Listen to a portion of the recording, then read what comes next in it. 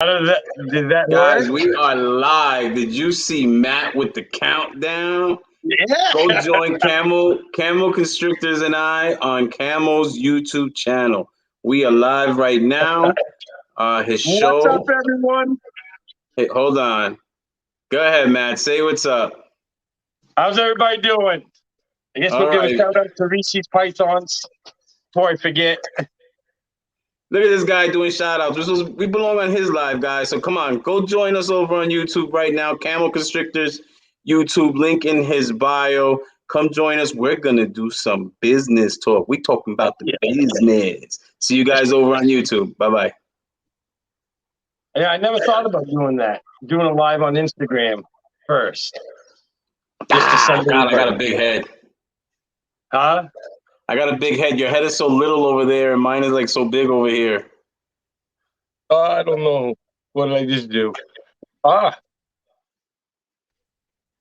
So what's up, brother? How you doing today, man? You was Not out too there bad about you. chopping down trees? Oh, dude, it's been non. I just started a whole nother job. So, my buddy, my good friend, just bought like 1,000 acres, and he's putting a 15-acre solar panel field in, and 30 houses. And now I'm going to be doing all the excavating and everything. We're picking up the excavator Friday morning. So, Yeah, that seems to be very, very big these days. The guy right next door to us, I kind of want to take a piece of that property because we can use it and he doesn't need it. But at the back end, he's putting in all those solar panels. yeah, well, it's nice because I told him, like, you know what? It'd be nice to put a nice rat shed right here. And I'm like, I wouldn't have to pay for electricity, just toss it on there. He's like, that's not a bad idea. So Let me tell you though, in my neck of the woods, the electricity, and it's funny because we're talking about business, but the difference between moving to the city or moving to the town was significant when it came to electricity. We have one of the lowest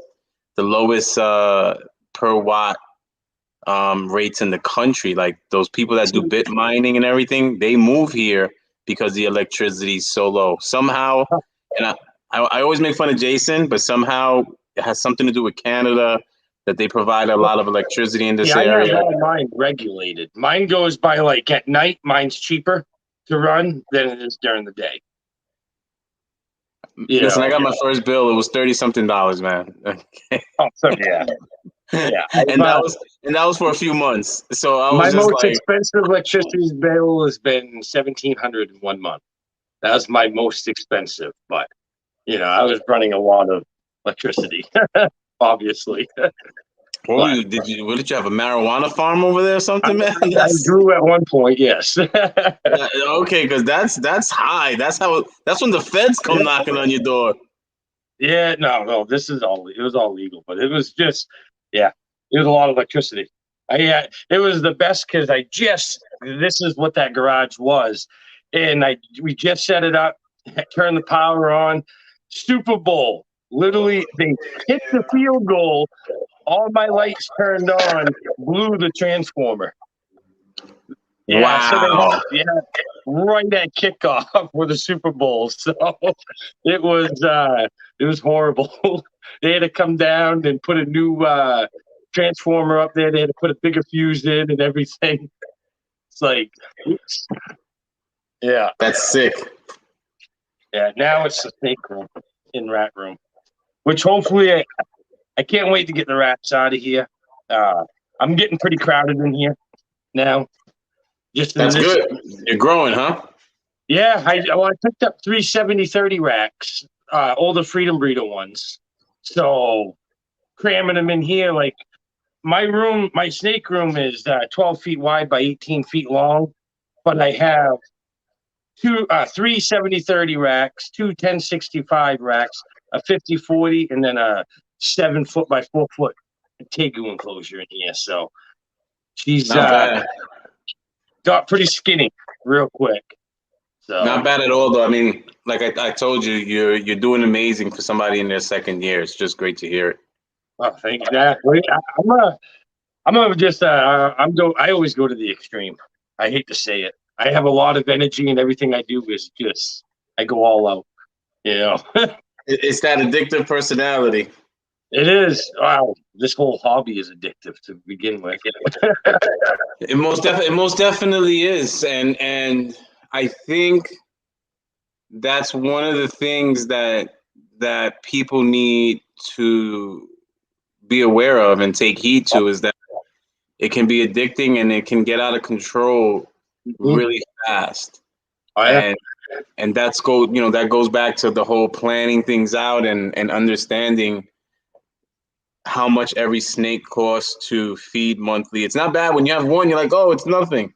Then all of a sudden 10, and well, it kind of changes when you're not breeding and you're buying feed and you're feeding them on a weekly basis. It goes up fast. That bill grows really fast. oh yeah. It's like when P&L Ball Python, Paul and Lisa first started. They had like 5 snakes. They're buying their rats off me, and then I told them like, all right, you guys, I'm like, you're getting to a point where it's costing you more to buy them than it would be if you got a rack and started producing your own. You're getting more. I think they're up to like 8 or 10 snakes, and then they bought her. I sold them one of my racks, and then they started that, and they realized real quick how much that money that saved on them. Yeah, I dig it. At the same time, I think it's relative. Um, I would love. I'm lying. No, don't even say that you'd love to breed your own rats. Yeah, I'm lying. Like, look, yesterday I drove a total of 7. I didn't get home till like 7 in the morning. I drove a total of 7 hours, and on my way back, I was so drained. I kept pulling over in the rest stops with the truck drivers and taking an hour nap here, an hour nap there. But I do that once a month, and it's just easier. Like literally yesterday, I think I picked up 45 pinkies and fuzzies. I have foster moms here, so I bring them here and I throw them in a tub with the foster mom. I'm not breeding, but I do have to do the maintenance for them for a month. Obviously, it's a month worth of food. It's just easier for me that way. The travel is a bit of it, but See me, yeah, that's the closest place I can physically go buy rats. Like I just bought 180 female rats a couple weeks ago, and then a week before that, I bought 150 of them.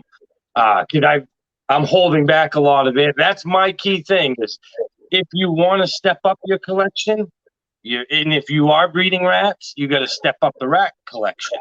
If not, you got to plan on having another female taking that money from that clutch and buying it. Like in your case, you got to plan on that. You got to take that money from that clutch and set it aside for food.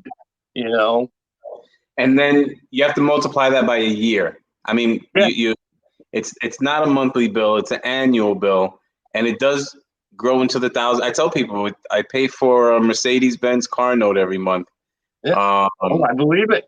Rats, I switched food on my rats, and they went sterile for about 3 months, and I spent almost $4,000, I bet, in rats and fuel and stuff to go get them because I have to travel all the way to Mass to get them. Yeah, I got a 3.5 hour trip down, 3.5 hour trip back just to get rats. That or I have to go to Vermont. You go to Vermont, we can meet up. Why, is that close? Yeah, I'm only 20 minutes from Vermont. I jump on the ferry. The ferry's 10 minutes, about 10 minutes for me. Yeah, I know. I went to go to Rhode Island, not Rhode Island, but Long Island, New York, to get the rats. And my GPS brings me all the way. I got this box trailer behind me, and it brings me up to the ferry.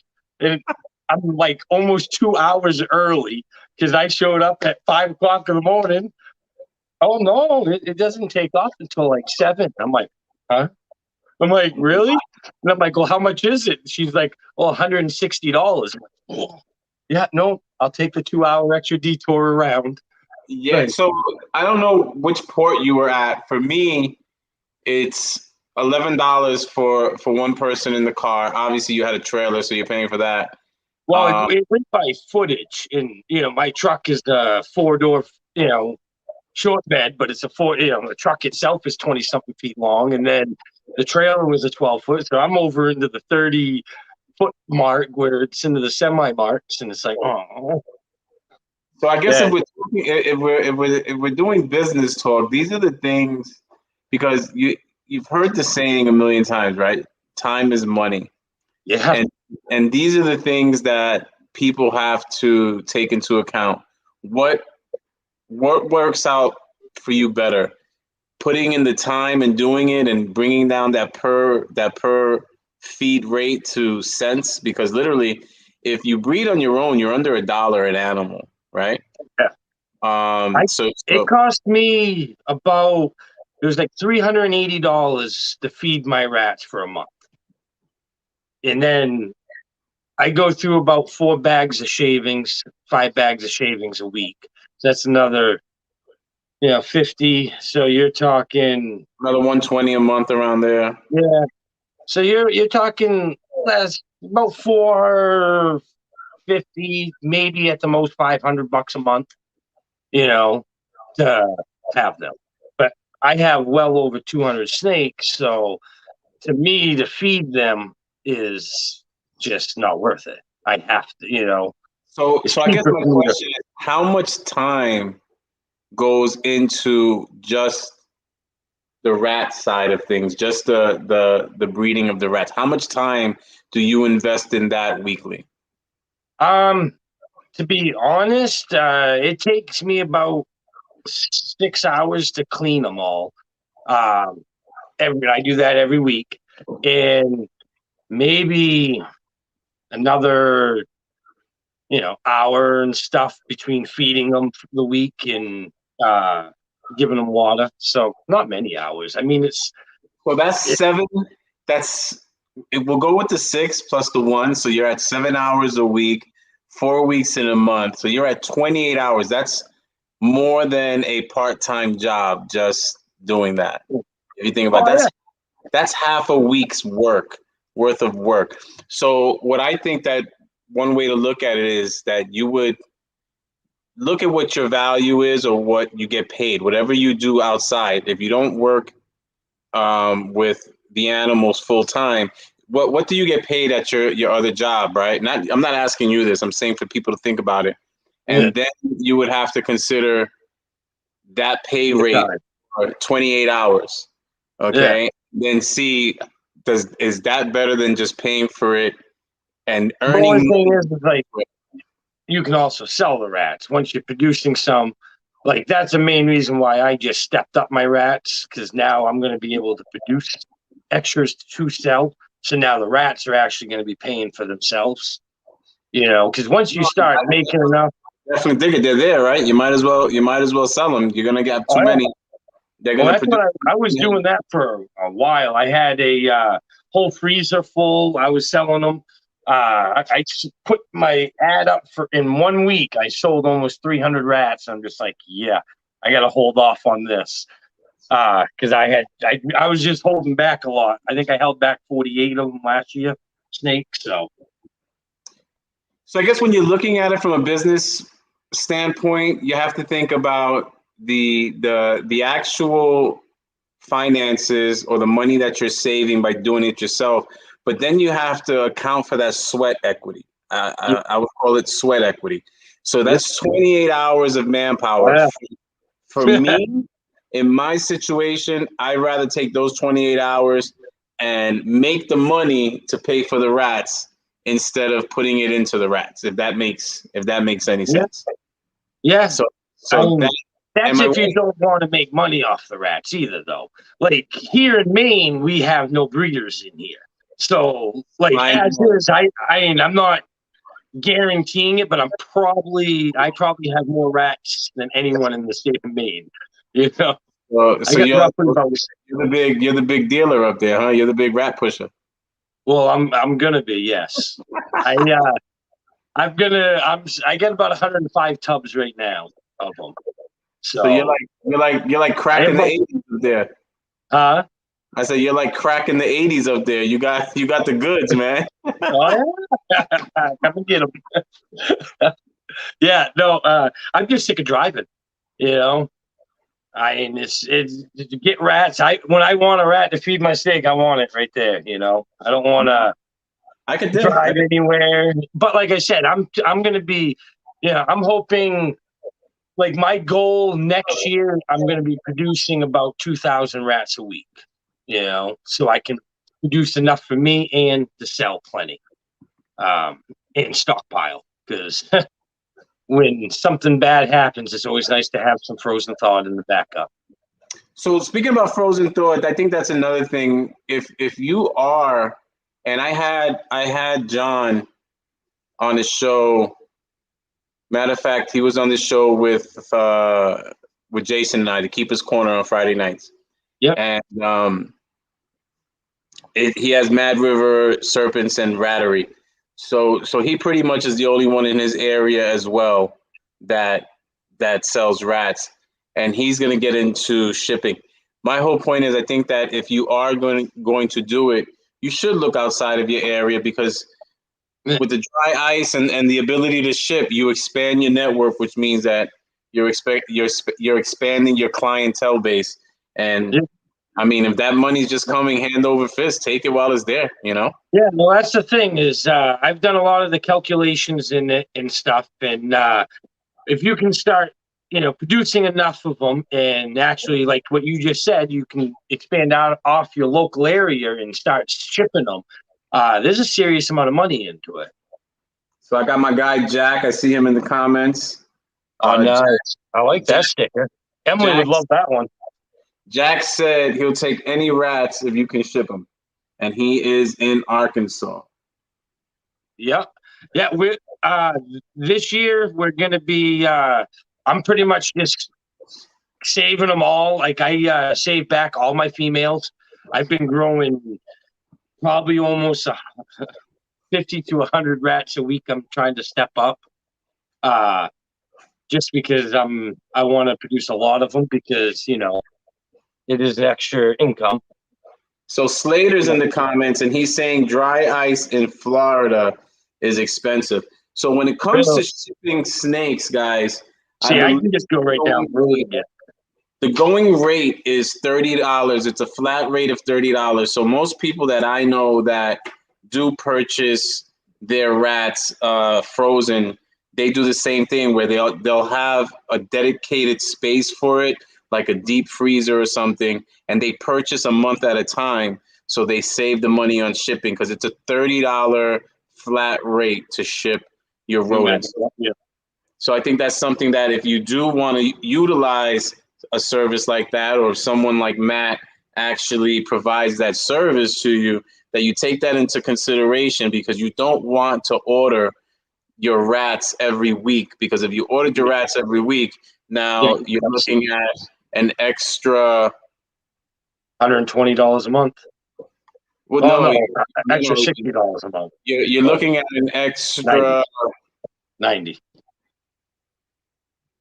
You said $30 shipping. That's an extra 3 weeks. So you're looking at an extra 1,000, like 1,080 around there a year, just by ordering on a weekly basis, opposed to ordering monthly. And that's one of the things I think that everybody should look at. Don't look at the difference in what you're paying a week to a month. Look at the difference in what you're paying always to the year, because at the end of the day, that's what you're going to spend over the year, and that's money that can go into other aspects of your operation. Yeah, that's the key thing. You definitely got to break down everything. I have noticed that real quick. Every little penny is saved. Like I buy cases of paper towels at a time, or I'll buy a case of the water bowls at a time, just to save extra bucks. Even if it's $2-3, it still adds up at the end of the year. You're absolutely right. It all adds up. I can't reveal my source, but I do get paper towels primarily for free. I don't take them. All I know is that I get them for free. So I can't reveal my thoughts on how that happens. But for example, Brian Gundy uses newspaper. So if you and he uses discarded newspaper. He's not going out there and buying newspaper for betting. All right, you can go to the store and ask them. They usually got a pile of it, and they'll usually give you. If they're gonna get a refund on anything that wasn't purchased, they just need the cover, and they'll just discard the rest. If anything, you're doing them a favor. But if you look at the amount of money he saved in betting throughout the years, it's tens of thousands of dollars. Oh yeah. Okay. For as long as like he always said that. That's why he hasn't bought ARS racks and everything, because the plywood ones work just good. He'd rather spend the money on a snake than spend the money on the rack when that rack does the same thing. And I could dig it. I could be thrifty just like that. I could definitely dig it. I could be thrifty like that. I want to shout out Eric at Drop Reptiles. I'm actually rocking his t-shirt. Wow. I was on a debate on which one do you wear. I had both in my hand. I was gonna wear that, and I'm like, well, this one had just a bigger logo right in the front, so you'll be able to see it. Yeah, this one's in the back. It's real nice in the back. That was the only reason. That would have been a riot wearing the same shirt. Then I got Banana Bread Royals cap on over here. This I won actually. But the reason why I'm showing these is not just to shout people out. We actually are Samson and I are gonna start posting on the banner, and this banner will go anywhere that we go, and it'll be behind us on any of the lives or anything that we record. But we talk about it all the time, and there's a term out there called a sticker breeder. And I think what people have to find is a balance. I get it. You know, we live in this social media world, and it's good to have a digital footprint, and it's great to be marketing. Marketing is very important for your business. But at the same time, I think that you have to find the balance with the product that you're selling. And I think that's where we have so many people that end up becoming a sticker breeder, that they get the stickers, they get the logo, they do all the swaps, and then all of a sudden, you know, not even 3 years later, their stickers go in the sticker graveyard because they sell their collection or whatever the case is.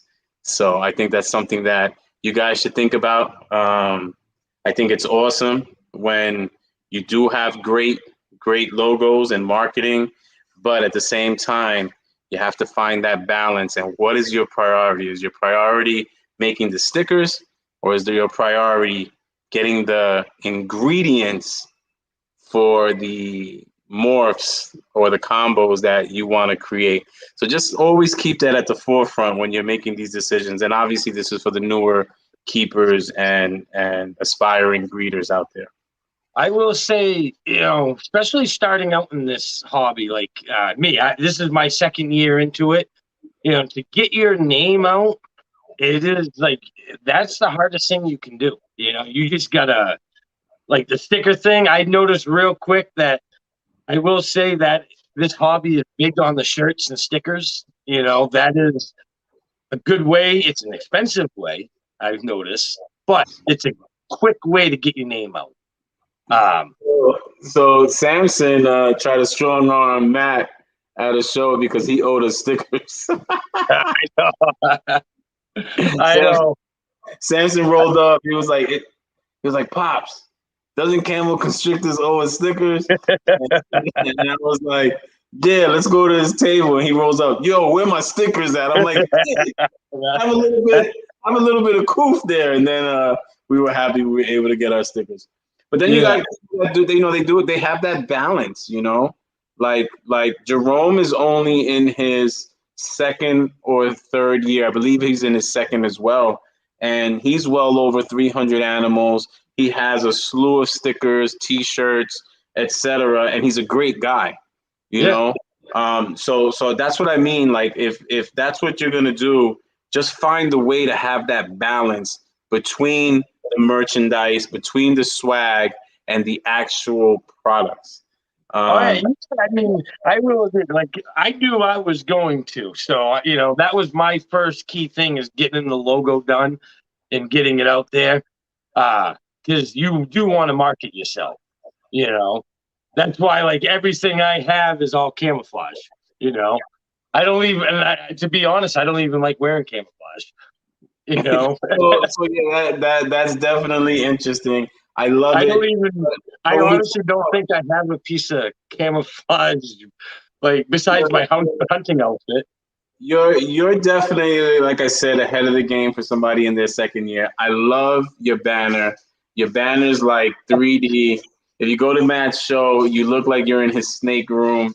The banners, Actually, it shows his racks. It's a really ingenious um, idea what you did there, and I think it's great. I think it was it great. was cool because at the main show, I had Cub Scouts come in, a whole pack, and they got behind my table, and the mother was taking a picture at it, so it looked like they're actually in my snake room. You know, they were holding one of the snakes, sitting there behind the, having that behind them.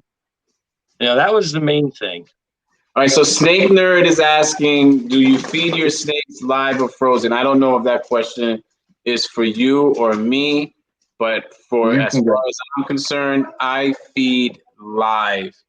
Um, Frozen is it's great for those that feed frozen, but it's just a lot of work for me to Yep. try to feed like when you get into the few dozen snakes, and I think like when you get to that 50, 60 mark, it's a lot of work. You think about the whole process of thawing out, selecting them, the right sizes, thawing them out, heating them up.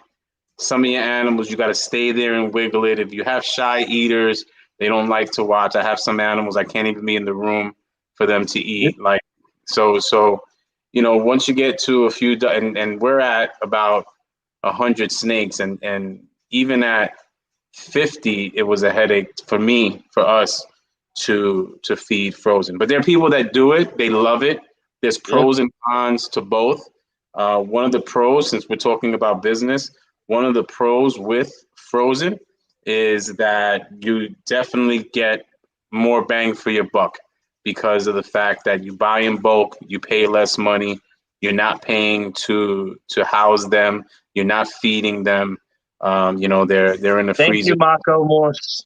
I appreciate it. What do you say? Matt set up the show is cool. It definitely is, and so is Matt with his high energy and I know. and I feel bad sometimes. I mean, I have like to the extreme energy. I mean, I've been up since 1:30 this morning. I've already cut meat. I've already done a video well, 2 o'clock this morning. I did a video, edited it. I got to upload it for tomorrow. Then I cut meat, brought Emily to school. Then I cut more meat, and then I went down and lumberjacked some road in, and then now I'm back here doing this, and I've already dropped off a snake at FedEx, and yeah, I'm a nonstop person, so I'm bored with it. I need something to do. no, I'm with you on that. Like I said, I got home. I started my trip home at about 10:30. Um, and it was only about 3.5, 4. It's closer to 4 hours to drive, but I kept stopping and taking naps. And then as soon as I got home, it was straight to make a cup of coffee, get ready for my Wednesday show. Yeah, What's in your cup at 7 a.m. on dedication. Wednesday, and I did that. Then it's rush to work, rush to the office. It's so funny because every Wednesday, Danny says that I work at DTMG. He says that I work at Tractor Supply. So he's like, Brian has to get to his register and Tractor Supply. Um, and then it was just a full day. Then it was come home and feed. I picked up the animals. I have to feed them. I'm only about, I would say, so this is what has to be fed today. Okay, and this is what has to be fed, and I am Oh, only that many into it because I do weigh every animal. I do keep data. It goes into different spreadsheets, and I just like to look at the gains. I feed ASF. If anyone was wondering, I do feed ASF. So that was that, and then you got to spend time with the family. So Samson comes home from school, and we're spending time together playing Uno. I'm the Uno master. I don't take it easy on him because he's my son. My I wife. gotta get that game. I remember playing that. I gotta Emily would like that. give my wife attention because she's beautiful, and I have to let her know that she's beautiful. Then we got the dogs, and then I'm like, oh, I got Matt's show tonight. I was in the room and doing snake things. I know. I kind of feel bad. I felt bad because you're doing a live in the morning and then a live at night. It's like, oh no. Nah, it's all good. It's the same like you. Like I have to be doing something, I was sitting here the other morning and editing a video, and I'm just sitting there. I'm like, dude, what would I do if I didn't have any of these snakes or rats or YouTube? I'd be like, dude, this is like so much more time. Speaking of the devil, he's joined us. I was actually speaking very very kindly of you, sir. Just for the record, my West Coast homie. I got a beautiful cinnamon ghost from Jerome not too long ago. She's doing great. I'm loving the ghost gene. Say that again. I'm loving the ghost gene. I love it. GHI Mojave Ghost is what really got me into the ghost gene and hypo rather, that I wanted to make one. So that's part of Samson's plans for next year. We have the ingredients for that. And then when you start seeing what ghost and how it works with so many other combinations, even the GHI ghost is a beautiful morph. So yeah, definitely we're definitely going to be working the hypo gene into a lot of stuff. Samson, one of the projects he was given this recently from Pure Genetics, he gave him a humblebee. So she is spider, ghost, het tri-stripe, and then he gave him 2 other double het tri-stripe hypos. So that's going to be beautiful to work that tri-stripe hypo project. That's going to be nice. Yeah, so we got 2 females and a male. So we're looking like, it's like you just want them to grow already. Like yeah, I hear you there. It's like some of these babies I just produced, like that pastel genetic stripe to the Fire Batman. It's like the females haven't even shed yet, and I want them already there. It's like, come on, I want to see what the babies are going to look like. Yeah. That's the only thing. You gotta have the patience. I know for one thing, like I realized real quick is I look at all this as like a chess game. You want to look at 5 moves ahead. You can't just look at what this is gonna make. If I put this to this, that's what it's gonna be. It's like, well, what are those babies are gonna look like? And if I put those babies to this, is what's that? Okay, now I got to do that.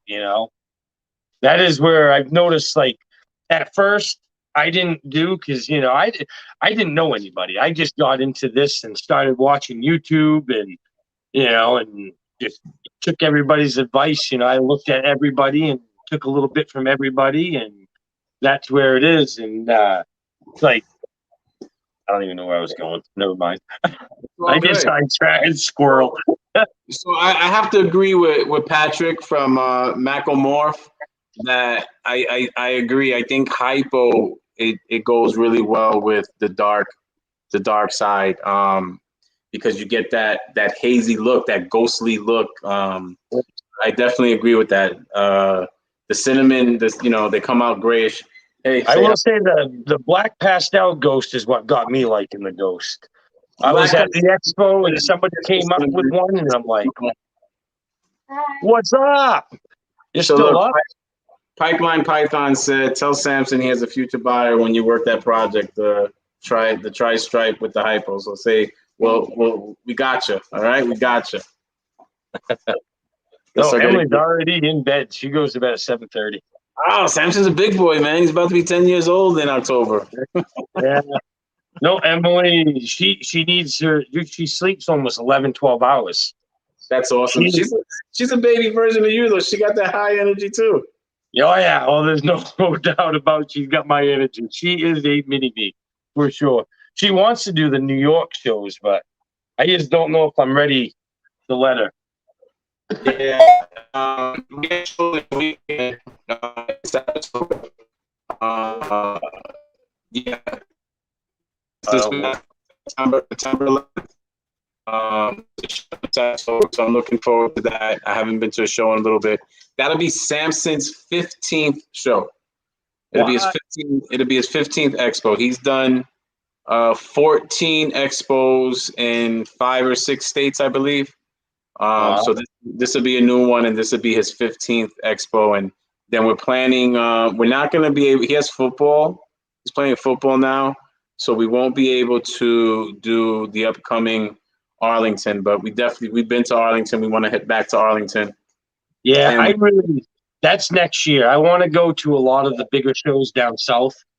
I wanted to go, what is it, Tinley right now this weekend? Tinley's coming up October. Arlington's coming up at the end of September, and then Tinley is early October.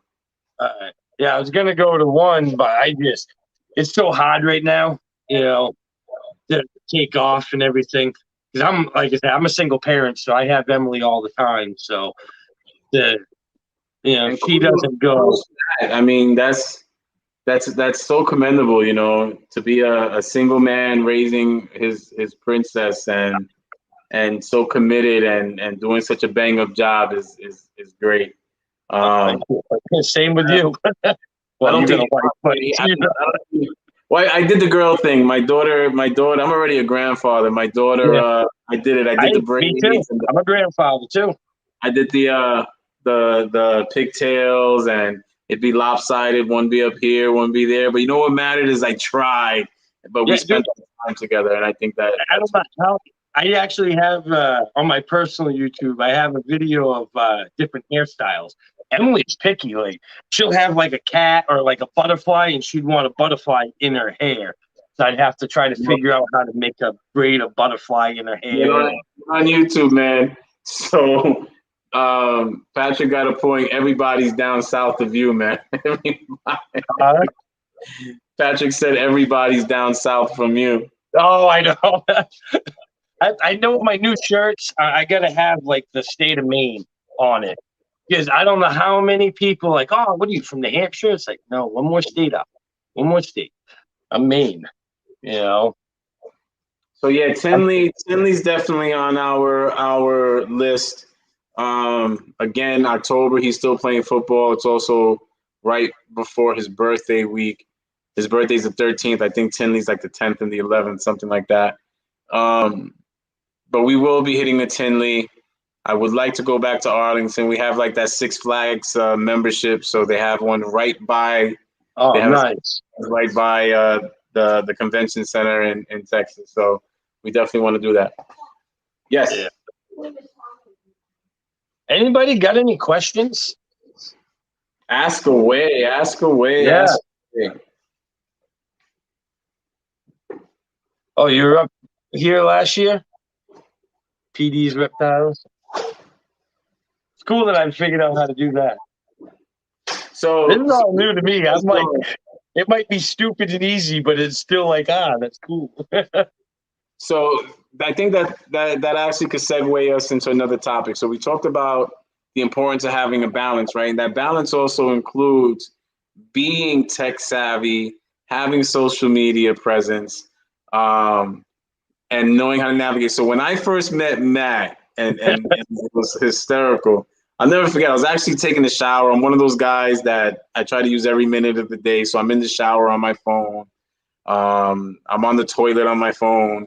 I'm a guy that's always on the phone,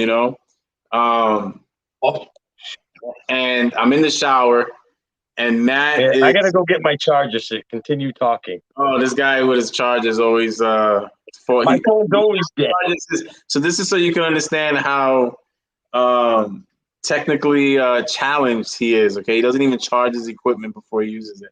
So I'm looking at a raffle that he's doing for an awesome animal. I mean, it was an expensive raffle. I think it was like $35 a number. Um, and I'm telling him, let's close this out, whatever. He's like, I don't know how to do that. Like I did a quick story post, and he's like, I don't know how to do that. How do you do that? So I just did it for him. I was like, look, just hit this little arrow, add it to your story, and I did it for him. So the whole point of that is, I say it often on my shows. You have to, in order to be truly successful, you have to get comfortable with being uncomfortable. Matt is extremely uncomfortable when it comes to technology. He'll be the first person to tell you how technologically deficient and challenged that he is. Yet every day you'll see him learning and doing something new. Oh, Okay. that I And will agree right there. That is key. If learn. You know, I'm always telling Emily that the more you know, the more you can do. You know, if you don't know it, learn it, and then you know how to do it. You know, there's no excuses anymore. that's it. Teach a man to fish, right? Instead of feeding him. So the whole point of Exactly. that was, yeah, you have to in creating that balance, you have to get uncomfortable learning the things that are on the other side of that balance beam or whatever the case is. So kudos to you, Matt. That's big kudos to you. Every time I see you put up a post or a story, or even now you're using StreamYard and you're sending it. He's like, I think I sent you the link. You know, so, Well, you're to doing be great. honest, I just learned how to email this year. You know, I didn't know how to do any of this stuff. This whole social media, like Facebook, Instagram, I've never had it before. You know, I just know. No, you're doing your thing. So we got a few questions there. Slater Thomas, out of Slater Snakes in Florida, is asking, when do you consider wholesales? Um, I'll answer since I'm the guest, and then you can answer since afterwards because you're the host, and guests go first. Exactly. I'm horrible. I'm always thinking that I'm the guest and you're the host. No, I like being the guest, man. I like being the guest. So I think that if you find yourself in a position that you have to wholesale, then you have to revisit your business plan and your mode of operation, and see what you're doing, because to be in that position, something kind of went wrong along the way. Either you don't have enough of a network, or you you created more animals, or you didn't create what was easier to sell. There are people out there that, I love the fact they don't wholesale. They'll hold on to the animal. You also have to keep in mind, although you have to feed the animal and you have to house the animal as time goes on, I understand that argument. But on the flip side of it, you're going to charge more for the animal when you sell it, especially if it's a female. So you're going to pay anywhere from, let's just say, $12 a month, 12 to at most $15 a month, to feed that animal. If you're buying feed, not producing your own feed, but the amount that you're going to sell it for, especially a female, a year later, is going to be exponentially higher than 144 bucks that you invested in feeding the animal for a year. You'll get quite a few hundred more dollars selling it larger, since it's closer to a breeding size. So those are just some of the aspects that I would think about. When would I consider wholesaling? Obviously, when you just have animals that maybe aren't financially worth holding on to, if that makes sense, where you have maybe a lot of single gene animals that are taking up space. Maybe you got too many, you have a sausage party going on and you got too many hemipenes in your racks, and you need space for other animals or other projects. So that's when I guess I would consider it. But again, I think if you go back to the planning stages, you could implement certain practices to avoid wholesaling down the road, and that plays a key role with having a good network, and expanding past your local area, but not only your local area, but expanding past this country. okay, and realizing that there's an international market out there, and starting to have connections and knowing the processes past there. So I don't know what your thoughts on that are. What are No, your thoughts? I agree with you. I mean, you hit it right on the money when you said planning. Like last year, I had a lot of normals. I didn't really plan on it. You know, I had a lot of just highs and a lot of normals, and I didn't plan. And I will say, I wholesaled a lot of them. I had two clutches. It was like 20 babies all together, and I sold them for $10 a pop. Just because, like you said, it goes to a point. Yeah, I brought them to three shows. They were like 2 months old, and it hit to that point, and it's like, all right, now it's costing more than what they are worth, Right. and that's where you got to think about it as a business. Now it's worth selling wholesale and all. You know? Those were wild type, you said? Yeah, yeah. It's cobra food, unfortunately. They become cobra food, at some point. Yeah, Jerome, I've heard people. I wish I knew somebody that had cobras, and I would, just because, so that's a hard thing. Like, I had a hard time. Like, I had three babies that died this year that came out king, and the tegu ended up getting them, and that was hard. It was hard to watch. so so Jerome said Brian always goes first, no matter what. Only when I'm with Jason. Only when I'm with Jason, because I like to abuse Jason. But I don't know. I'm having a hard time being a host here. I just automatically think Brian's the host. I think that was a great question. I think that was a great question. How often? Yep, that's a good one. How often does anyone experience buyer trying to reverse sale transaction after you have already sold and shipped the animal? What do you do in that situation? So that's a hard one. it really isn't. So here's the thing. A lot of people, and there was a whole big ado about PayPal recently, where everyone was getting upset because PayPal was holding money or suspending people's accounts. The bottom line is, the only reason why PayPal was doing that is that they wanted their end of the bargain. You were in a business relationship with PayPal, but yet you didn't want to pay your fees to PayPal to use them for those transactions. No different than swiping your credit card, using your debit card, using a Square, whatever the case is. So I've been a PayPal customer for over 20 years. So when PayPal started doing that, I wasn't upset. Basically, people were violating the terms of conditions, and you're in a business, so you should understand they're in a business, and you're in a business to make money. So by doing the friends and family, a lot of people were circumventing the very minimal charge, because that's all it is. It's a minimal charge, 3%, very minimal charge. Now, here's the problem. When using PayPal, you can't have that reverse charge. The person says, my box was empty. He sent me a box of stickers. There wasn't what I purchased in the box. They're going to get their money pretty much every time. So maybe PayPal is not the best option to use for this type of business. This is where you have to look at other avenues, something like a Square. Make sure you always invoice your stuff. So what do you do in those situations?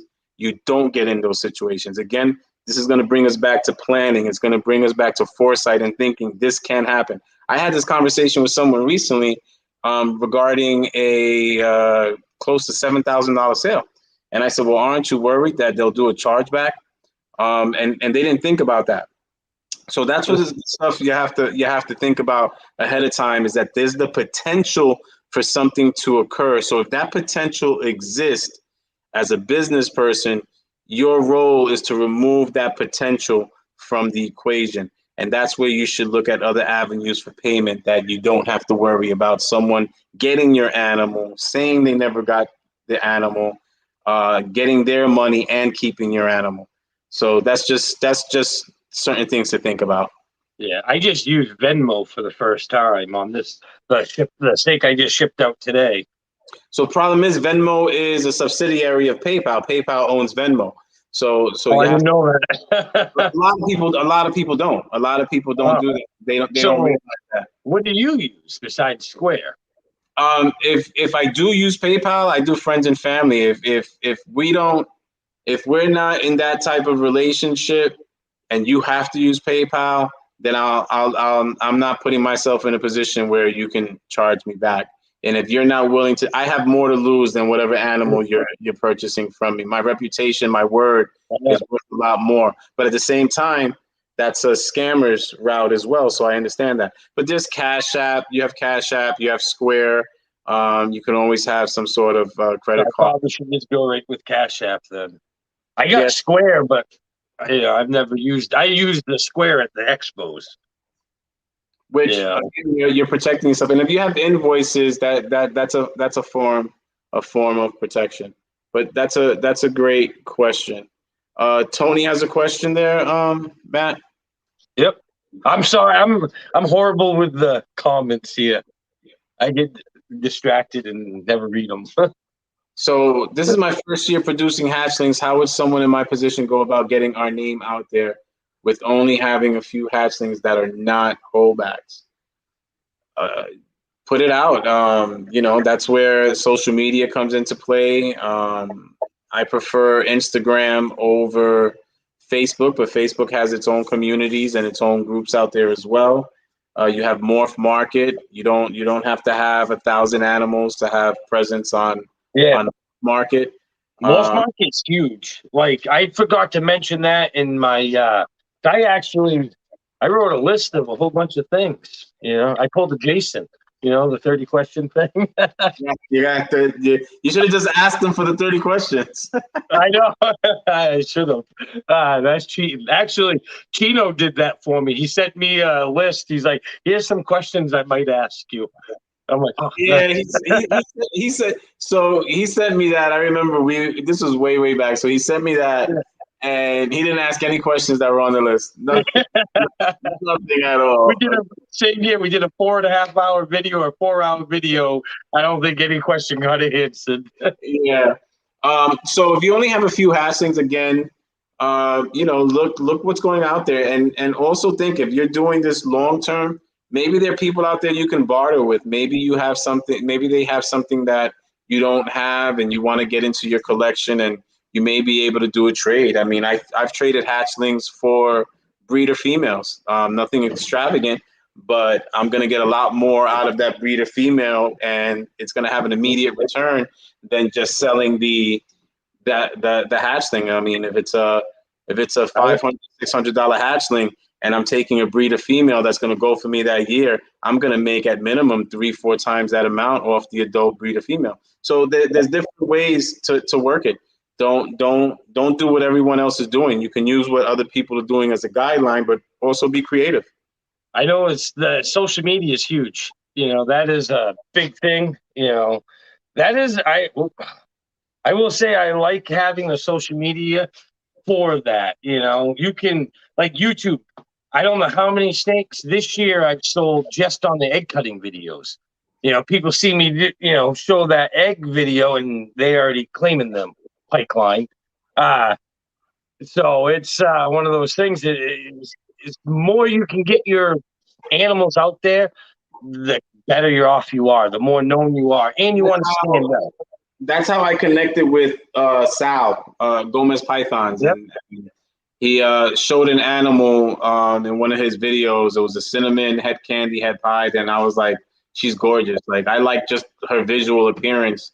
And I hit him up immediately, and that's one of my guys right now, and awesome man. But it started with him just showing the hatchlings, and there's intent to that. There's intent. You're showing your animals. You're getting it out there.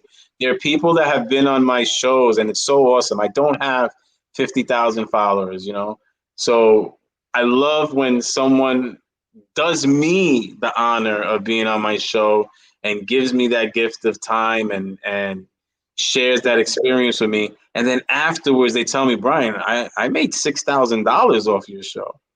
Okay, I sold 4 animals, and I'm just like, wow, that's great to hear. Now where's my commission? I would say with the part. Right, but but when you 3%, right? That's the whole point. The whole point is to not only have a network, but you want to control some of the stuff that's going on in your network, who you're introducing, who you're bringing into your network, and keep that flow going. But that social media, I don't think is avoidable. I think it's something that at some point everyone does have to get comfortable with. I mean, if Well, I Mac, know, anybody can.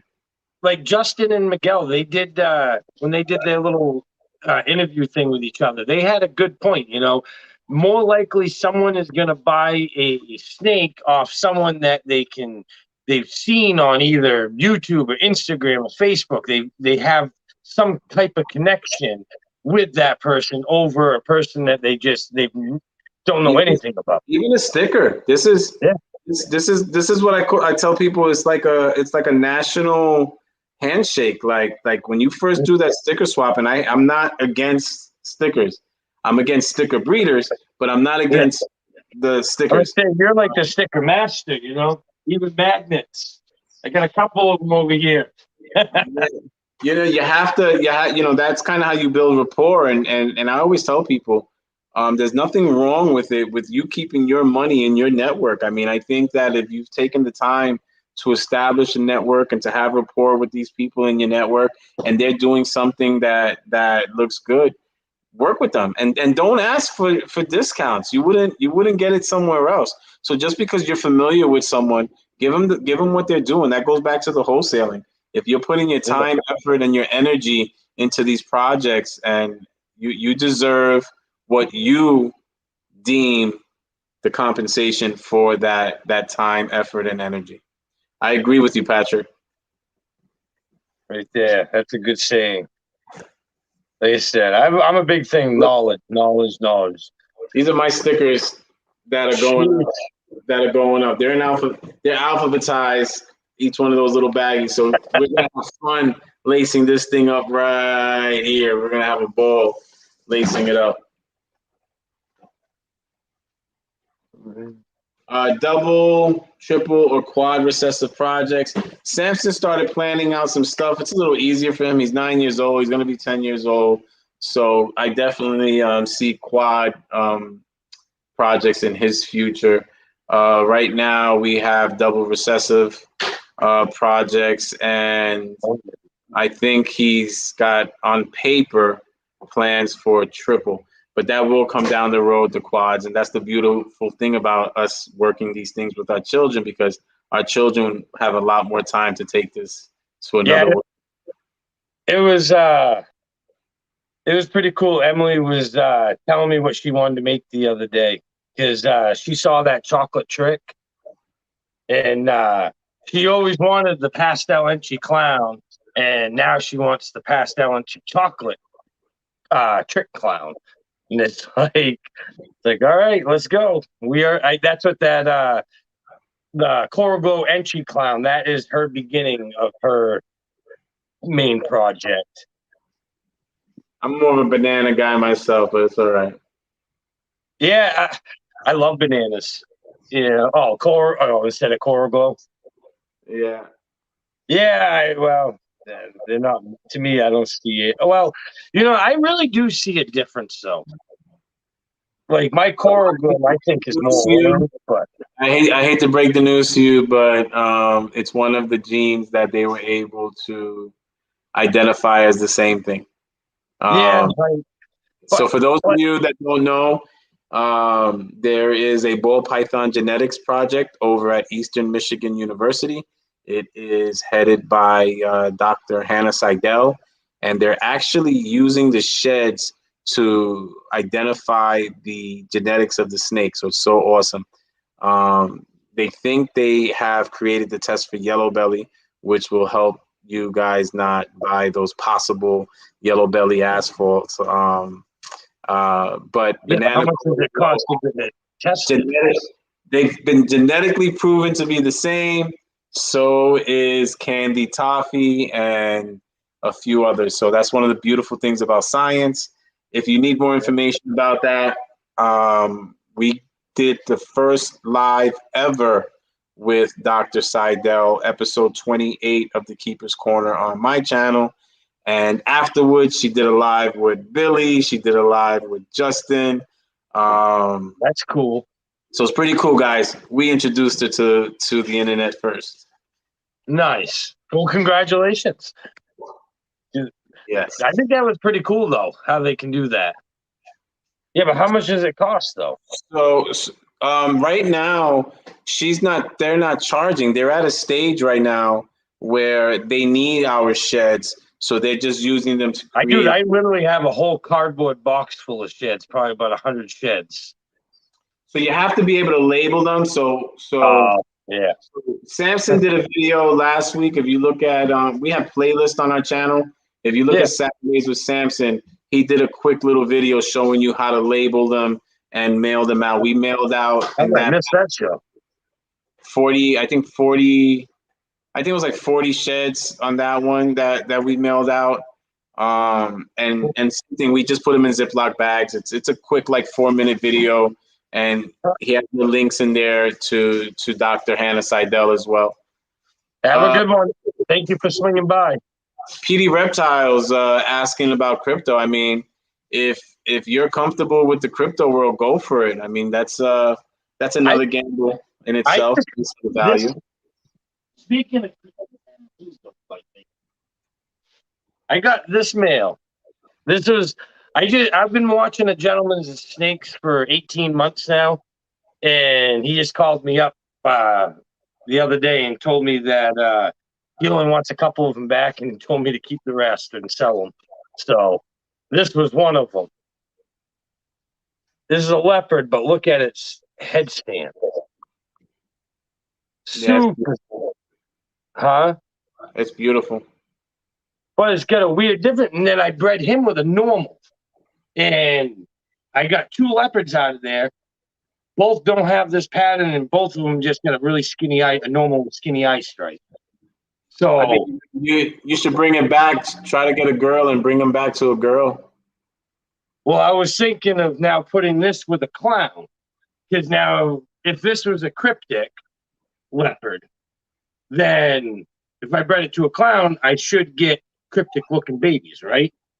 I guess we're talking about crypto. We're talking about crypto as far as currency is concerned, like Bitcoin. Oh, I thought you were talking about crypto, like cryptic, like Krypton and cryptic. Yeah. Cryptic. So the only issue, and matter of fact, if you look a little bit further down, Mac hits the nail on the head.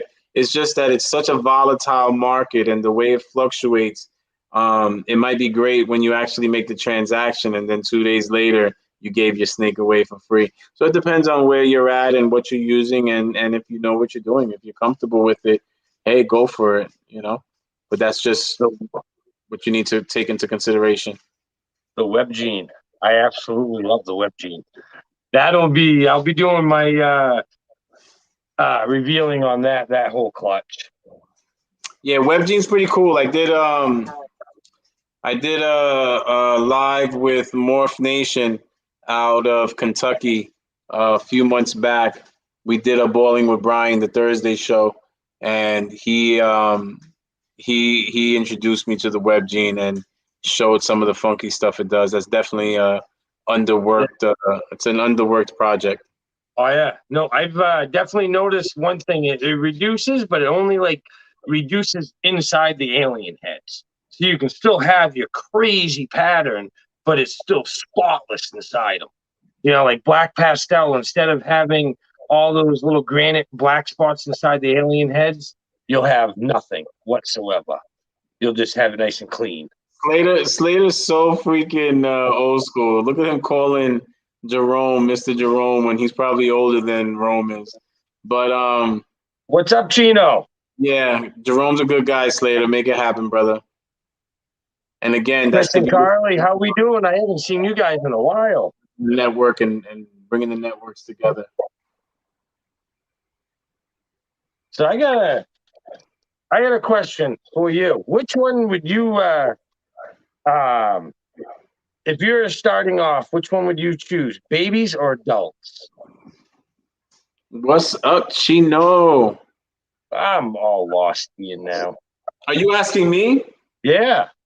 No, the person behind you. So this one, no. I mean, if you're starting out brand new, I think you have to know what your plan is and what are your goals? If your goal is to, let's say you've done the research already. Samson did research for 3 years. I mean, I've been keeping for almost 30 years, and my son literally did 3 years of research before putting his first pair together. But if you are looking at doing this as a baby, obviously you need some sort of return. So that's where the investment in those adult breeders comes into play, and that your plan consists of a proper ratio where you don't fall in love with all these beautiful males that you can't do anything with. Where you could take 2 or 3 of those beautiful males and invest in a nice breeder female. So a little hint on that when you guys do go to shows, if you're in that predicament or where you're seeking out adult breeder females, you got to be there as soon as the show opens. Yep. Because that's the guy. Look, Matt and other people, they're going to each other's table before the show opens, and they're making deals. And as soon as those doors open, you do have a lot of adult female breeder hunters that's all they're at the show for, and they will rack them up. You get to that show an hour after those doors open, you're not finding any adult female breeders. Oh, you know what? I will say my Granite Ghost 100% caramel albino. I bought her at the end of the day. They didn't want to pack her up and bring her home, so they sold it to me. I was shocked. And she just laid. That is shocking. Dude, I got her literally, brought her back, put her in quarantine for 2 weeks, and nothing. I got her from Nice Balls. They have really good quality. Took her out, locked her up with the Fire Batman. 4 days later, she ovulated. So, wow, really that's crazy. So speaking about quarantine, I'm a 90-day guy, and that's another thing you have to take into consideration. Even 90 days, there's a lot of top breeders that even 90 days isn't long enough, because there's just certain things that animal can have that you won't see in that time frame. So I just want you to think, imagine you invested thousands and thousands and thousands of dollars into your collection, and you introduced the plague to your animals. So things like that are part of running your business, and that's the discipline factor where you want to plug that animal up, you want to get it going. And I'll even share a hiccup on my part. I love blackhead. I got my hands on a super blackhead, and I paired it up right away. Now, mind you, at least I kept them away from the collection. But not only did the blackhead die, so did the 2 females that I paired it up with. So keep that into consideration. It's a lot of things you can't see, and we want it to happen. We want it to happen so badly, but you can lose an entire collection that you put in. Yeah, I will say, like, my quarantine goes to depending on who I get it from. Because a lot of my snakes all come from the same breeders. I've been screwed over way too many times now, where I am very picky on who I buy my snakes off from now. I don't buy them because it's a good deal anymore. I buy it because it's exactly what I need, and I trust that breeder. To me, that's huge, because I couldn't even imagine. Like, I was just talking to somebody that they just took in a snake, and it had mites on it, and it's like, it's like I'd be right on that. I'd be. You never know, because even look, you do shows, right? Shows are horrible. Shows are horrible. I come home from a show, we get naked at the door. Okay, yep. We strip down at the door, clothes go in the bag. You don't know what you're bringing home from a show. You have people that you don't know what's their husbandry like, what are the conditions in their homes. They're at the show, they're touching animals. They have stuff on their clothing. I've been to shows where I can't even believe they allowed these breeders to participate in the show with the condition of their animals. So you do have to be careful. Don't take these things for granted. You can actually come home from a show and infest your collection with mites or something. Yeah, that's one thing I know I really want. That's why I want to get the rats out of here, so I can set up a whole area just for hatchlings. Because I'm not gonna lie, there's sometimes I come back from the show and I don't like, I'm the person, next to me could have a lot of wild caught animals and stuff.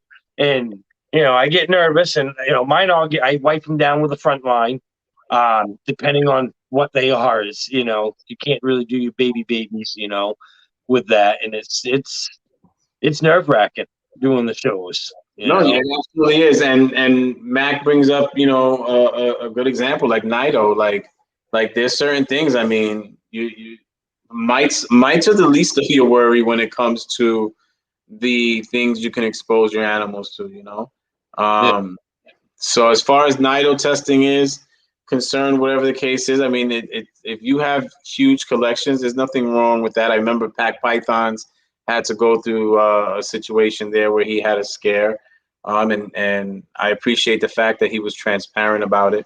But you should have an idea, of your animal's behavior and everything. And what do you do when an animal has an issue with the seller?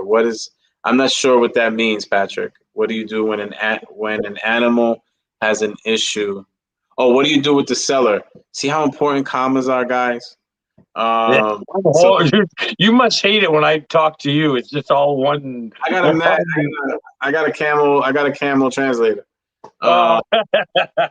It computes. Dude, my teachers always complained about that. I'd write a story and I'd just keep on writing, keep on writing. I don't care about all that. Figure it out. Most again, and Mac, I know you like to know who you're doing your business with. Most reputable breeders are going to do whatever they can do to remedy the situation. The only problem is if you introduce something to your collection, there's really nothing they can do about it. That's not on them, that's on you.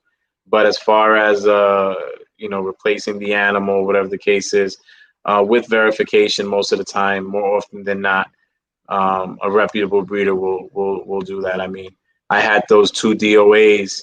That was FedEx's fault, and the first thing I let both people know and is I'll make right by it. Unfortunately, I had clutch mates available that were for one looked was better than the other one had as many genes and looked just as good. So it worked out, but it was an unfortunate circumstance. And the more you do this, guys, the more transactions you have, something's going to. I have never had that. I don't want that. Nobody does. Nobody wants it. And let me tell you, I shipped out 2 animals today, so I'm stressed. I sent out 2 animals today. One's going to Jack and at Inflicted, and Jack and I share a horrible experience where I sent him a brass ball leopard, and he took 6 days to get there. Okay. So that was one of the most stressful. Well, have a good one. Did I wake you up? I was just reading the comment. Yeah, I'm sorry. I had to get somebody up. He said he was nodding off. Stop being a sissy, man. Stay up, man. Stay up. Come on, don't worry. The goats are gonna be there when you wake up in the morning. Now, Slater's up all day, man, taking care of those animals, and I can't even imagine what that's like, because that's a lot of work, working a farm, etc. All set. I couldn't do the farm. That is, my father had horses and stuff, and the amount they eat and drink, and it's just the time, time consuming. It's a lot of work. You got to be dedicated and really enjoy farm animals. But this country needs more farmers. We need more farmers. We need more labor.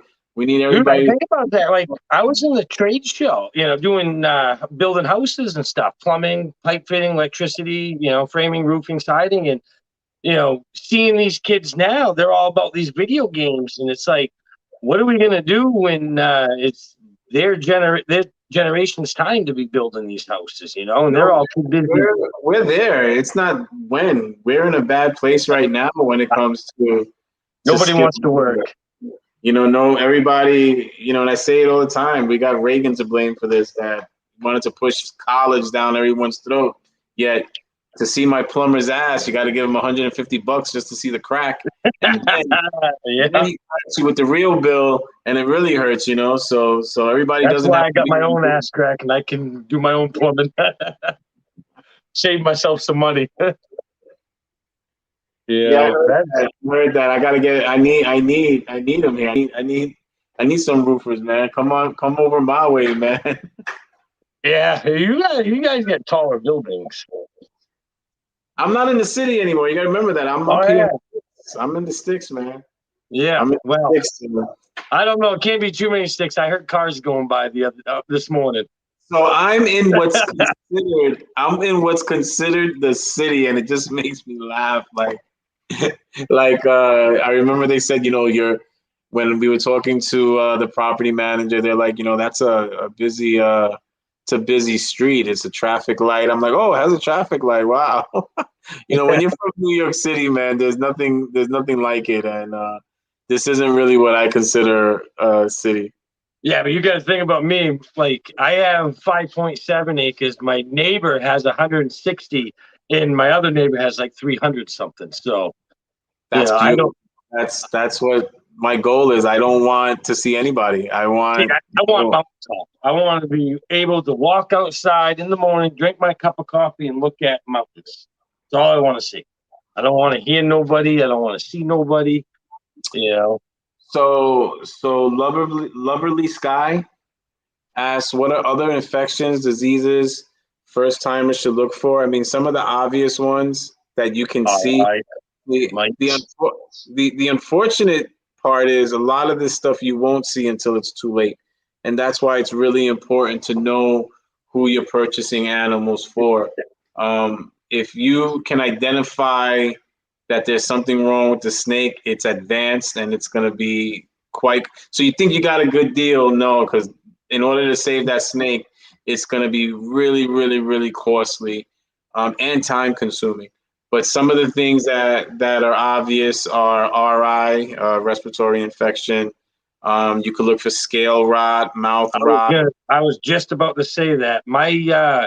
Like my third snake in, I was all excited because I was picking up a female albino for $100, and it was wintertime, and I picked her up. I quickly looked at her, and I'm like, "Yep, yep, nice." I'll put it back in the bag, and then I got home, and she had severe scale rot. I've actually had two snakes now that I've picked up that had severe scale rot. And I can tell you now, when you get a snake with that, you got some severe work ahead of you. I had to do a Benadine bath every morning Yeah, for about a month and a half, 2 months. yeah, you should do twice. You should actually do twice a day. Yeah, Um, I had two of the snakes going. Every morning I put my buckets out there, get the water yeah, going, get them in there, and it's a lot of work. They're loving it. One was, I mean, severe bad. Like, uh, where is she? Like, so yeah, you scale like, rot, mouth rot, look at the respiratory. damage that it did, though. Wow, Dude, this was you. I can't. I felt so bad for her. wow. She had severe scarring from it. Well, at You least you know. were able to save her, man. That's beautiful. Oh yeah, dude. Guess what they're on? Carpet. They're on carpet. Yeah, Both that's of them. disgusting. Carpet carries so much bacteria, Oh, yeah. and She's been all like, well, it's green and it looks nice. I'm like, yeah, but it holds moisture in there. They're not being able to dry out. You got that nasty bacterial nastiness, and they're just sitting on that. It's you can not see. drying up. You can look at the tips of the tails to see if they've gone septic. So there are some things that with a little bit of research you would be able to identify. But again, if you do identify those things, those snakes are already in bad shape, and they're going to be either costly or very time consuming to help, or a combination of both. Yeah, no, that is definitely that's Only why buy, I'm. only buy animals from Matt and me. There you go. Yeah, nah, there's some other real good breeders. There's no doubt about that. Yeah, You but know, they're not on this show, so I don't care. exactly. Nah, I I'm I only don't know kidding. how many times, like, I bet you I send so many snakes. Like, when I do an expo, first thing I try to set mine up, and then I try to go around and look at everybody's what they have on their table, because I'll have a lot of people come up and they're like, I'm looking for this one certain gene or this one breed of snake. And it's like, I think Mythical Exotics has it over there. They had a few, or Oh, I was gonna mention that I co-signed and I vouched for Jerome, and you cut me off. And look, he got a little testy there. Oh, I'm So sorry. yeah, I do co-sign for No Limit. I definitely co-sign for No Limit. So that beautiful, beautiful Cine hypo came from you, my brother. And I called dibs on her while she was still in the egg. Yeah, I think the There Cine hypos and the black pastel hypos are awesome. That's And what got me. Curtis and Jillian are amazing people. You mentioned Mythical Exotics. They Oh, are amazing people. I mean, yeah, I I can't say talk to Curtis quite a about it.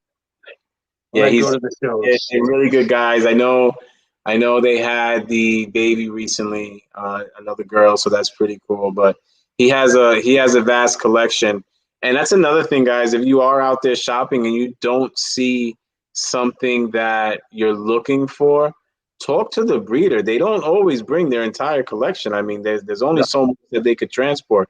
So I know that I was having a conversation with Curtis at the Oaks show, and I needed a het caramel albino, because when you go visual to visual with caramel albino, it increases the chances of them having a kink. And Really? I didn't know that. yeah, they kink like cinnamon and Well, I know they have the. I didn't know it was if you did a visual to a visual. It's more. it increases it. Yeah, so when you have a het, it minimizes it or it suppresses it. So And that's why Mike told me I was gonna buy a caramel ghost, and he told me to go with the ghost het caramel instead. yeah, exactly. So So that's that's what why I I went with actually her. And that's actually what I picked up off of Kurt and Jillian. I actually got it I told them I wanted it at Oaks. I think I paid for it at Oaks, and they brought it to the next show, where you were at, which was at I was, Battlefield. I was gonna say I think actually you and I bought the same exact snakes at the same exact show, if I remember. I You bought a did, baby, didn't you? yeah, You yep, yeah, I bought the adult.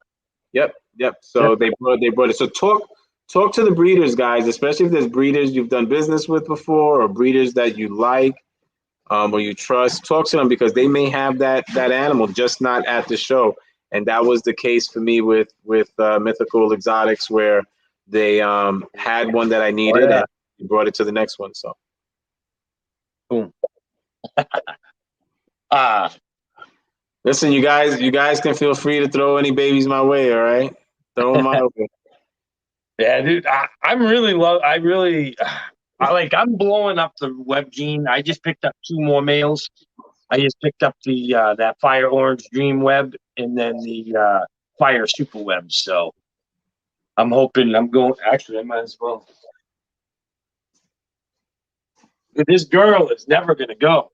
I'm waiting for my spark web, and it's just like, They do what they want to do when they want to do it. Samson and I were talking about that earlier, where on average, I would say 30 to 34 days, most of them drop those eggs after that pre-lay she's shed.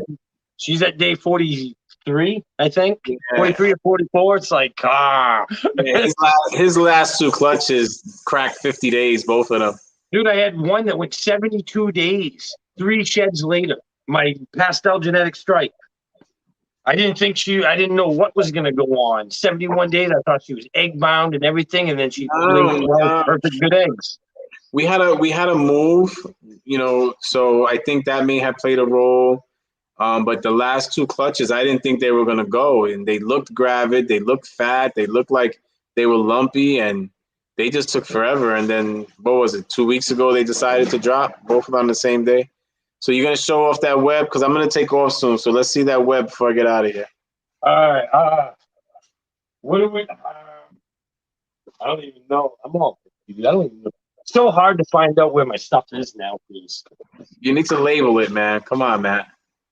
No, I moved all my rats and all my snakes around. You've been here for 2 years now, man. Let's go. Label those drawers already. Yeah, but they are labeled. They're labeled. They're just not where I had them before. You So, know, I moved 40 snakes out of my 50/40 rack, put them in so 70/30. my brother Ramel just joined us, and Mel, I actually did tell them that story that you were the one that introduced me. That you introduced me to the web gene, and you were doing some incredible stuff with it. Oh, but I thought that it was on a different show. I didn't know it was on What's in Your Cup. So there you go. It was on What's in Your Cup, guys, where he showed off that web gene. He had a couple of really nice. So this one, it shows that, you know, web is a reducing gene, but it's also, you can continue having the brightness to it. Let's see if I can.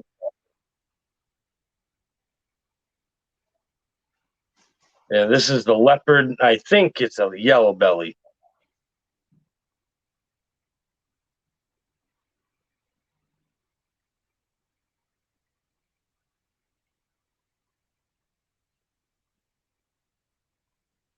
Oops.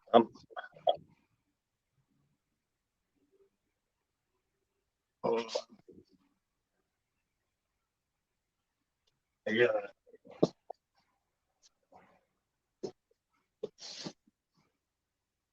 This is one that I was pretty impressed with. Is the fire spot nose web. Mel, hold on a second. Mel, don't tell him what you're doing. Make him go back and watch the episode. What? No, Jerome was asking what's he working with. I'm telling him to go back and watch our episode.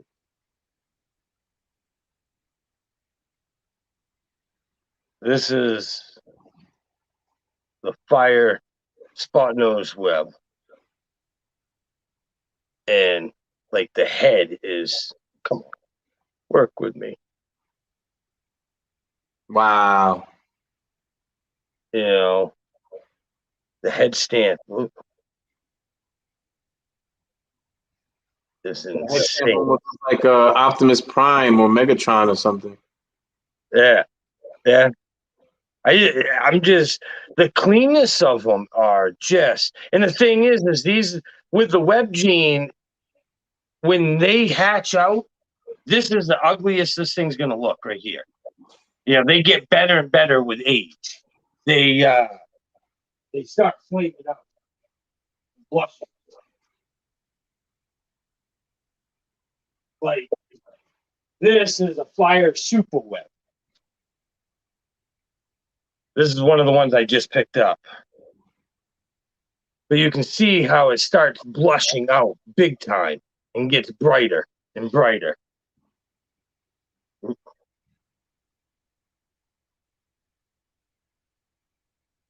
I'm hoping I can put him to work. I agree. I agree with you, Mel. Web is definitely an untapped. It's untapped. We were talking about that earlier. Say that's a project that we need to see more. Like I'm putting it into the ghost. I've already got it into the clown. I'm getting it into the pied, the genetic stripe. I'm pretty much putting it in every recessive I can, and like I'm going all out. I got 4 adult males and 2 adult females right now. So that's then I'm I really trying None of the whoop. yeah, he almost bit me. My hand was right in the way.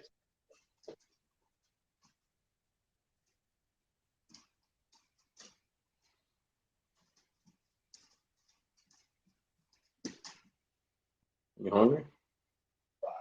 Yeah, no, I'm gonna be. I think that web gene has a lot of potential. It just needs to.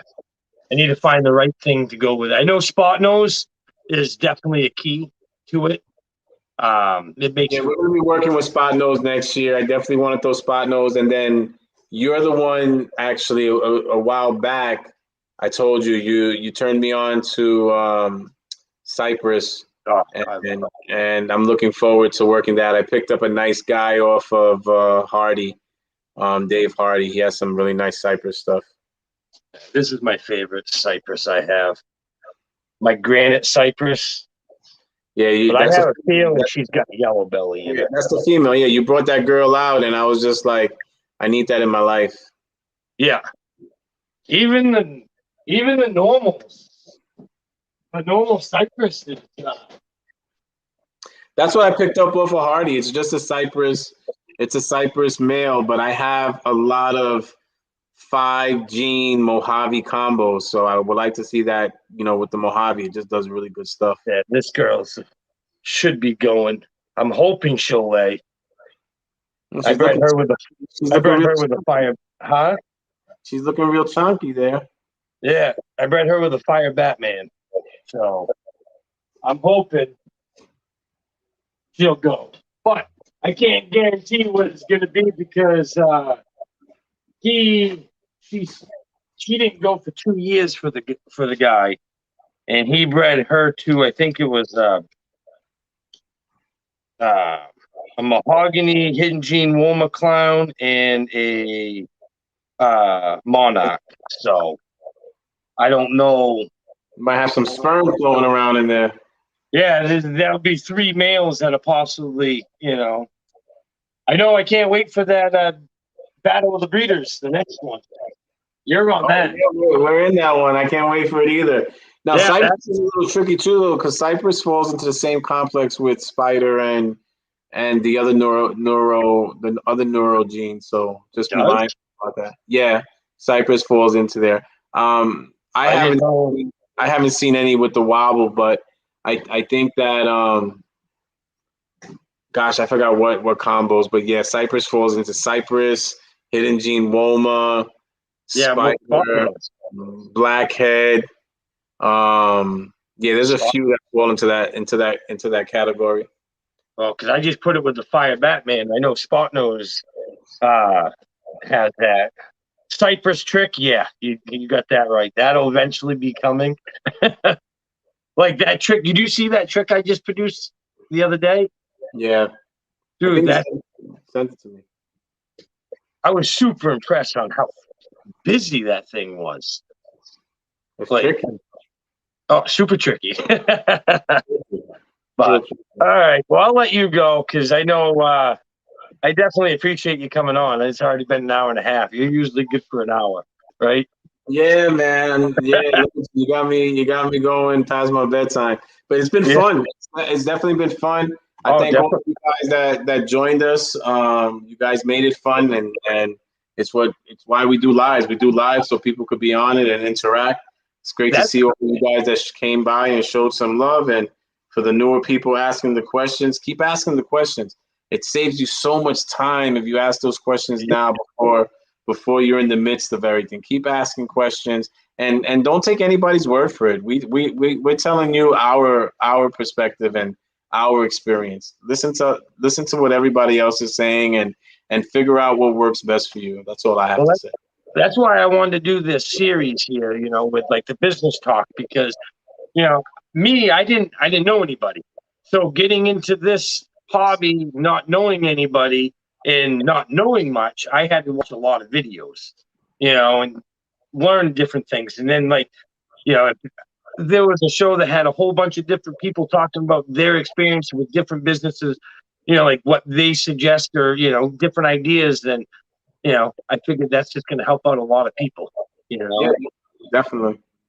So I definitely appreciate it. Everyone go check out Brian's YouTube channel and Instagram and Facebook and all that lovely stuff. I'm going to teach Matt how to put it in the video description so you can just click on the link, okay? Oh, dude, I don't have a clue how to do that. On YouTube, when they say click here, I've always wondered how to do that. But no, you're just going to put it in the video description. That way they can just go straight to my links. Oh, yeah, I don't know how that's beyond me. I got you. Have a great night. I do know how to do this.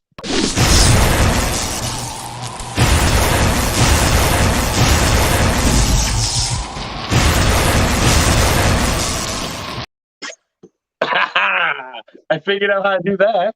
I wish Jason was here. He would love it. He would love it if he had seen that. He's been dying for somebody to do that to me for so long. You just made it night, brother. Have a great night. You too. Have a good one. Have a good one, everyone.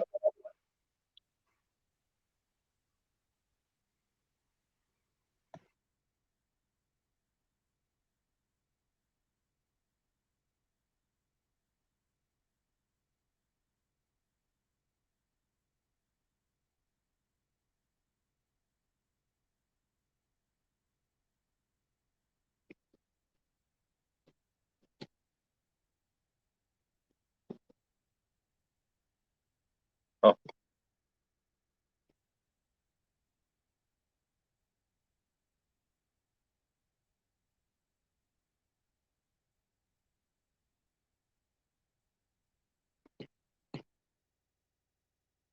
I did.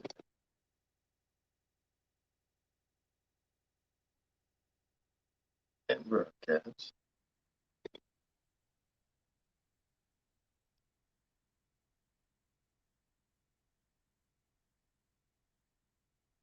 Oh. What's up, Reese's? I'm guessing I'm still live. I don't know how to. It's not letting me close out of here.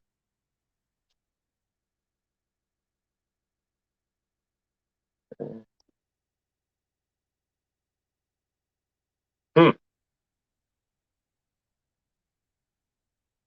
I guess what's up, everyone? I'm still. It won't. Every time I try to close out of it, it's telling me to check my internet. I don't get it.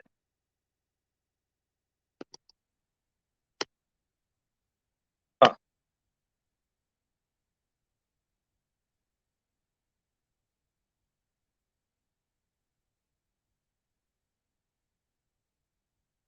When,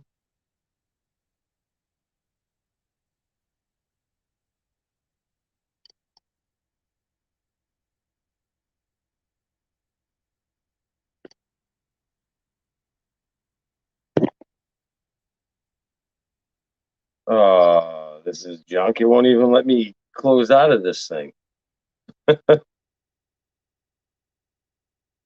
Yeah, the show. I guess the show is going on. So, Morph Nation Reptiles. You're the one that has all the web, Gene. You're into the web.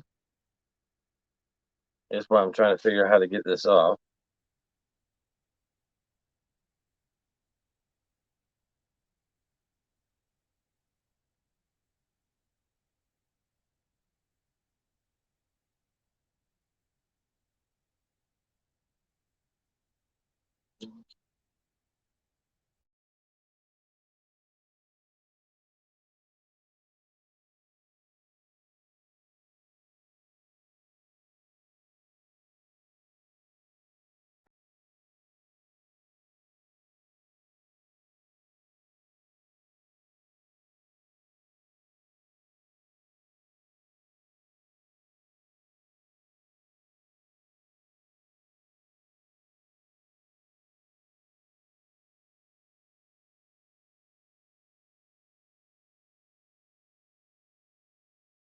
All right.